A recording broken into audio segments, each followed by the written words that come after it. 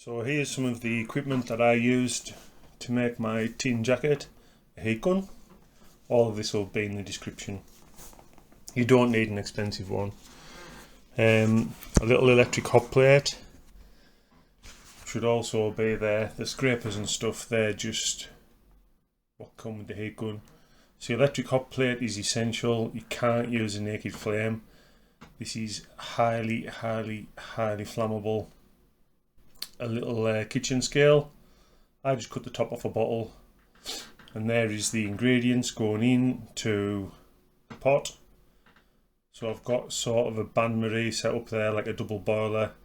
That's some more of the ingredients going in there, and it's measured out really accurately, as you can see. 6.1 ounces there of that special secret ingredient. If you want the ingredients, if you want the recipe, go to the Lone Woodsman on YouTube and just search for his tin pants recipe video. I won't go through it all. He tells you exactly how to make tin pants, and it's the same for tin jacket, obviously. So I'm just warming it all up there, showing you how to use the electric hot plate, because obviously you won't know how to use one.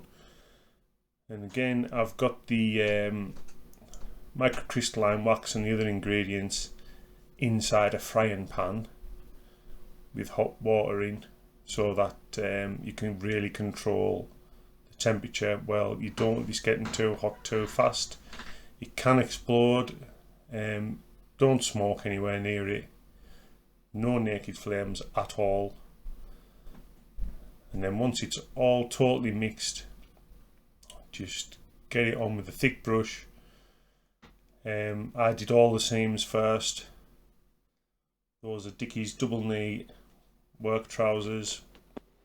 They're not particularly good. I don't recommend them. The British ones anyway, I do not recommend them. They're more of a skater boys fashion item, I think. There they are, hung up to cure. So they've actually got a coat on, and I know they don't look much different, but they've got one coat on, and it's sort of got like a white dusty waxy layer, which you can just see there. Spin it round, and it's sort of turned to Vaseline. So I'm doing the waxed shirt now. Now this is interesting, because it's a cotton shirt from Only & Sons. It was only £32 to £35. I can't remember how much it was exactly. And I'm doing this once it's almost got the consistency of Vaseline now. It's slowly turning back to wax, and I'm putting it on nice and thick. Put as much on as you can get on, guys. Don't be scared of putting it on.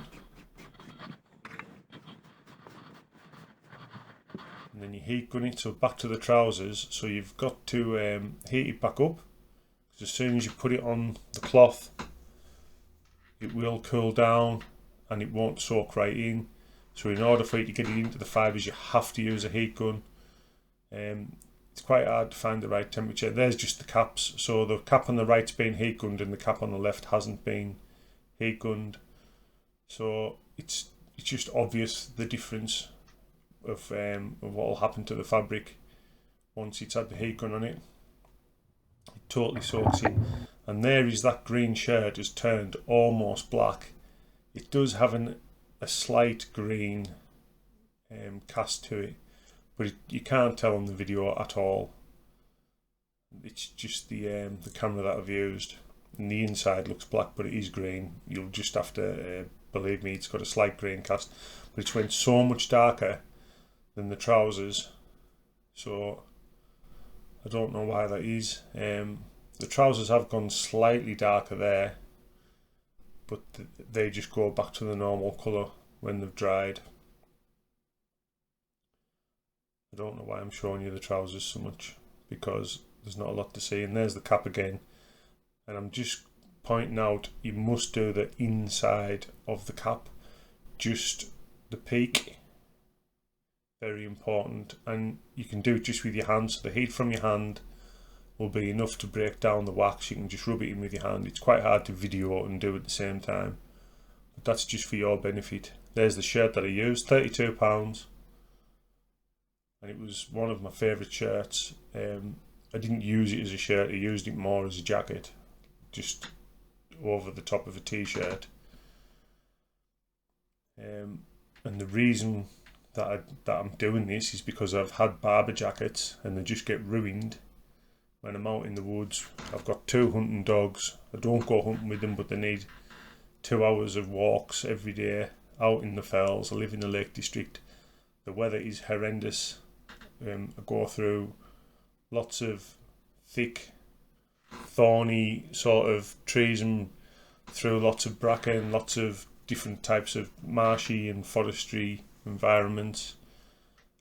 Barber jackets just get ripped to bits, and they've never honoured the guarantee yet. In fact, they said they were going to charge us £70 a pocket to fix a ripped pocket because they said it was normal wear and tear. This is the shirt jacket. This is cured now for 3 weeks. It's got a slight odour. There you go, there's the big scratch test. And I'll try and scrunch it up.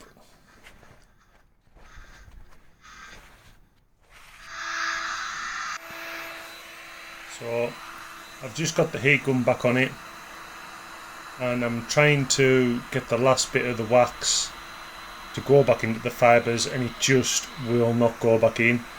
And that's basically because it's cured and it's now fireproof and heat proof, so the wax itself, it hardly even melts. It was so surprising for me, and by doing this I think I've actually sort of tried that long with the heat on it, and this is really hot, like the max setting of the heat gun, and it just done something weird to the wax. It actually started to bubble and go funny here, as you can see. So start to scrape it off. I'm just scraping the bubbles off it here. The wax has just went really funny on it. So this is the back of the jacket, and it looks like there's excess wax on it, but when you put the heat gun on it, it's protected too well, and it won't soak into the fibres even if you heat it up. So I'm just trying to scrape off the excess, but it's protected that well that there's only like a really fine powder coming off it. So there's the fine powder.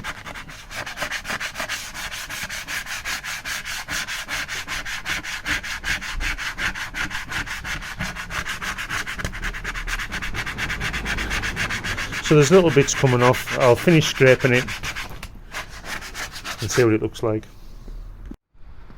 So this is the front of the jacket.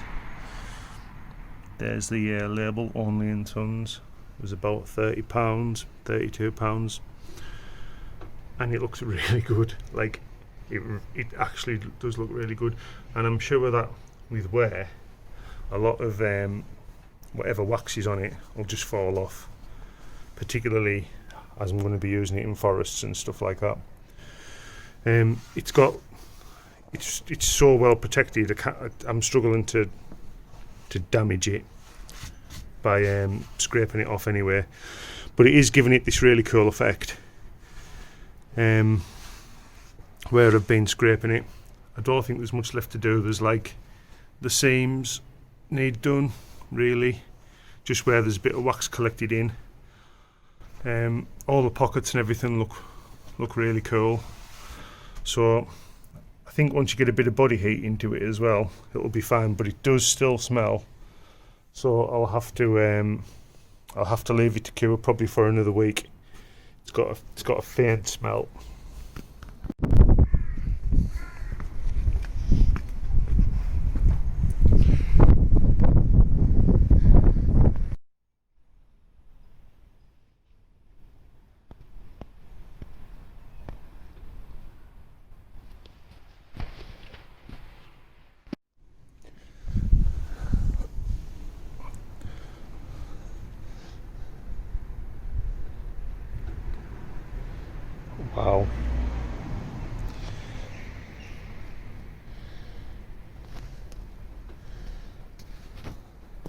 Oh, there's some of it, no, it's all beaded off.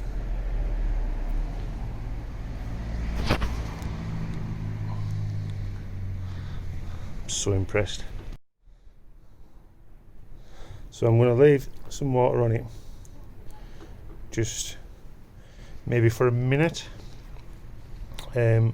just to see if it actually could soak in. And there's quite a bit of water there, more than you would ever get with rainfall, just to see if it soaks through. Obviously, if that was on the seat of your pants and you sat on a wet rock, there'd be pressure. So I actually thought it was going through here because it's changed colour, but it isn't going through the fibres, I'm pretty sure anyway. But we'll see. We'll see if it picks up on the other side. There'll be certain spots maybe need touched up, particularly up here where it's went bubbly. I think that is where I've overheated it, and some of it's sort of evaporated off and it hasn't cured properly. So that is with my initial application, and I've got plenty spare, so I can just rub some on my fingers and fix that bit up, touch that bit up.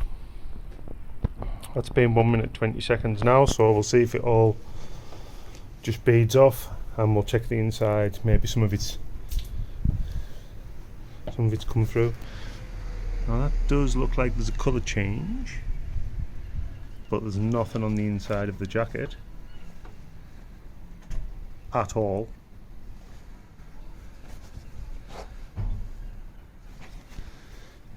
And it's actually here, so the opposite side of that is there. So it does look like it's fully waterproof. And the inside of the jacket, there's hardly any like soak through.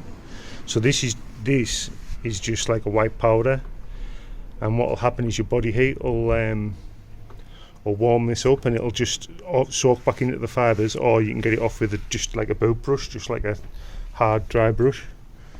But that is a sterling success. And how well it's beaded. Fantastic.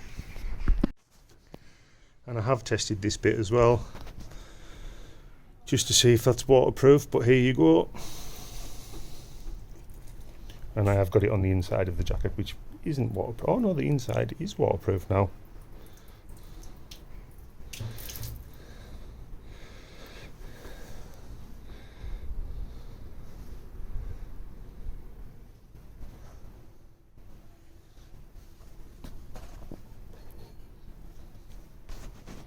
Bizarre.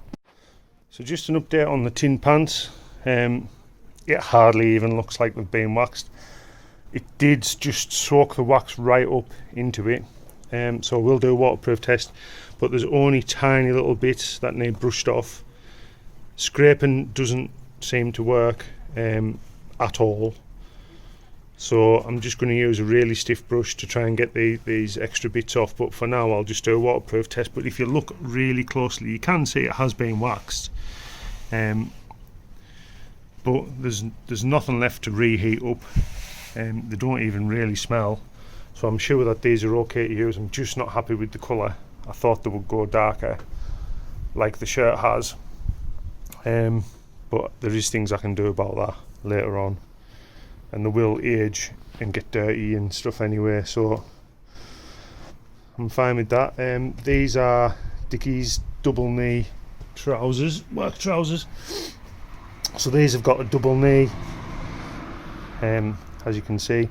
I'm not a massive fan of them, they're way too baggy. I'm wearing Carhartt's double knee, I think these are work dungarees. So these are like 1,000 times better. And obviously my Red Wing Iron Rangers. So I recommend the Carhartts, don't recommend the Dickies, but that's because in Britain we can't get the same range that all the American people get, and the American work pants are better.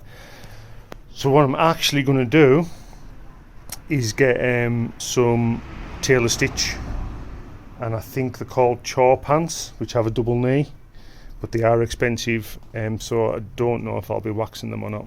But I'm not a massive fan of these, but they're not a fashion item, they're just for walking the dogs in the horrendous sort of landscape that we walk the dogs in. So this is the waterproof test. I'll get my beautiful assistant to pour some water on the crotch or the leg or wherever she feels like it.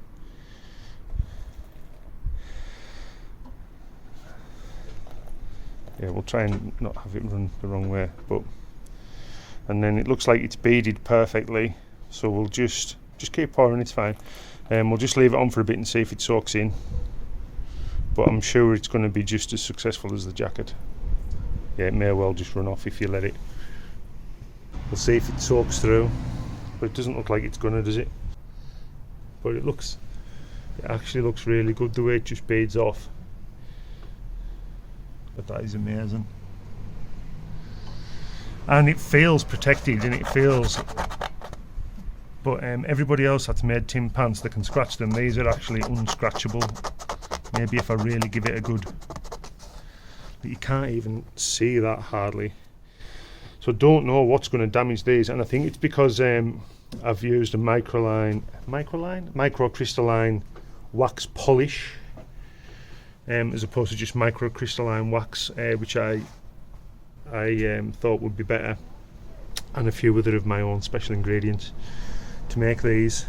Thanks to the Lone Woodsman for his help and for his recipe, and I'll give you some more updates later. Yeah, so it's been like 3 and 4 minutes now. I don't know if it's worked.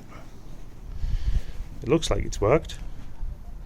None of that looks like it's soaked through, but if I feel on the inside, it doesn't feel like there's any wet at all. I suppose if I put the flash on.